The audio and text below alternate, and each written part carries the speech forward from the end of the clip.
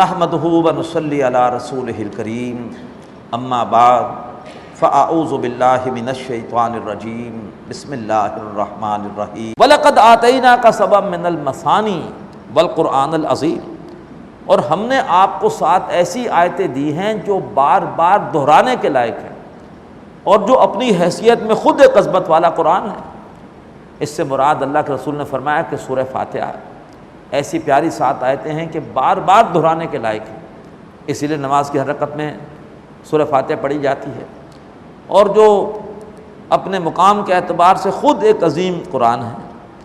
لا تمدن عینیک الی ما متعنا بہ ازواجا منہم، تو اے نبی صلی اللہ علیہ وآلہ وسلم ہرگز آپ کی نگاہیں نہ اٹھیں اس مال و اسباب کی طرف جو ہم نے ان میں سے بعض گروہوں کو دے رکھا ہے۔ جو دولت اللہ نے آپ کو دی ہے قرآن کی صورت میں، وہ دولت زیادہ بڑی ہے، لہٰذا جو انہیں مال و اسباب ملا ہے اس کی طرف آپ کی نگاہیں نہ اٹھے، آپ اس سے متاثر نہ ہوں۔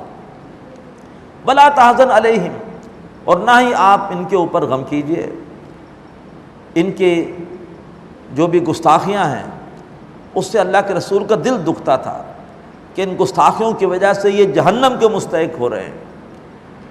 فرمایا کہ ان پر زیادہ غم نہ کیجئے، اپنا دل ان کے حوالے سے آپ تنگ نہ کیجئے، دل چھوٹا نہ کیجئے۔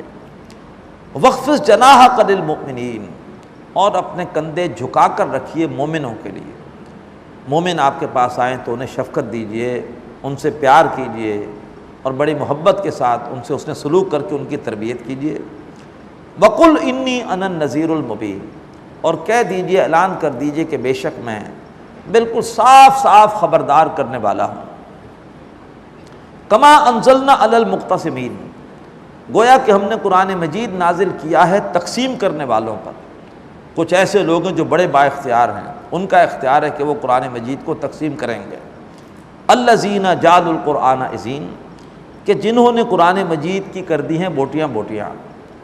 وہ کہتے ہیں کہ ہمیں یہ آیتیں تو قبول ہیں اور یہ آیتیں قبول نہیں ہیں، جن آیتوں میں اللہ کی تعریف ہے ہمیں کوئی اعتراض نہیں، ہم بھی اللہ کو بڑا مانتے ہیں، اور جن آیتوں میں ہمارے عقائد کی نفی ہے، ہمارے بتوں کی نفی ہے، وہ ہمیں قبول نہیں ہے، ان کو علیحدہ کر دیا۔ وہ چاہتے ہیں قرآن کے ٹکڑے ٹکڑے کر دیے جائیں، کچھ چیزیں لے لی جائیں، کچھ چیزیں چھوڑ دی جائیں، جیسے آج ہمارا حال بھی ہے کہ نصاب سے ایسی آیتوں کو نکال دو جن میں جہاد کا ذکر ہے، جہاد کی بات مت کرو، سود کی بات مت کرو، پردے کی بات مت کرو، اور باقی میٹھی میٹھی باتیں کرو کہ جو بے ضرر قسم کی ہوں، جو ہمارے امریکہ سرکار کو، ہمارے آقاؤں کو بری نہ لگے، اتنی باتیں رکھو اور باقی باتیں نکال دو۔ یہ آج ہمارا بھی حال ہے کہ قرآن مجید کے حصے بکھرے کر دیے جائیں۔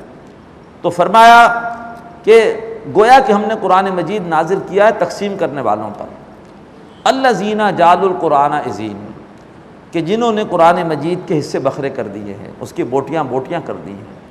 منع کیا جاتا ہے چینلز پر کہ بلاؤ، ضرور علماء اکرام کو بلاؤ، مذہبی اسکالرز کو بلاؤ، جہاد پہ بات مت کرنا، سود کے خلاف بات مت کرنا، پردے کی بات مت کرنا، اس پر مت زور دینا کہ محمد اللہ کے رسول ہیں، اس پہ زور دینا کہ محمد بہت اچھے انسان تھے، سچے انسان تھے، بس، لیکن ان کی رسالت کو زیادہ بیان مت کرنا۔